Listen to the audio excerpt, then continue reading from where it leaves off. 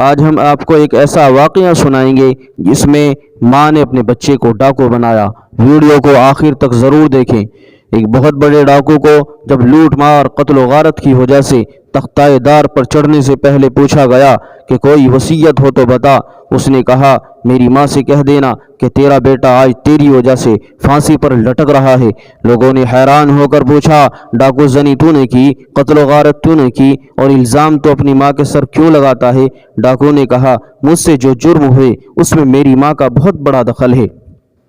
اس ڈاکو نے اپنی کہانی سنائی کہ جب میں چھوٹا سا تھا تو ایک مرتبہ کا واقعہ ہے، میرے ابا نے جب نہانے کے لیے قمیض اتاری تو میں نے ان کی جیب میں سے 5 روپے نکال لیے۔ میری ماں نے چوری کرتے ہوئے مجھے دیکھ لیا، لیکن اس چوری پر بجائے مجھے ڈانٹ ڈپٹ کرنے کے وہ ہنس پڑی۔ میں نے چوری کو اچھا محسوس کیا، میں نے دوسری جیب میں سے بھی پیسے نکال لیے، تو اس طرح میں چوری، ڈکیتی اور قتل و غارت کرنے لگا۔ تو آپ ہی بتاؤ اس سزا کا حقدار کون ہے؟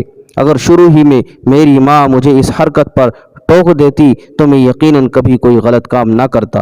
اب ہر ماں غور کرے کہ اپنے بچوں کو سنوارنے اور بگاڑنے میں ماں کا کتنا بڑا دخل ہوتا ہے۔ اس لیے ہر ماں کو چاہیے کہ اپنے بچوں کو ہر غلط کام پر ٹوکے اور ان کی ہر غلط کاموں سے حفاظت کرے۔ تو ہم امید کرتے ہیں کہ آج کی ویڈیو آپ کو پسند آئی ہوگی۔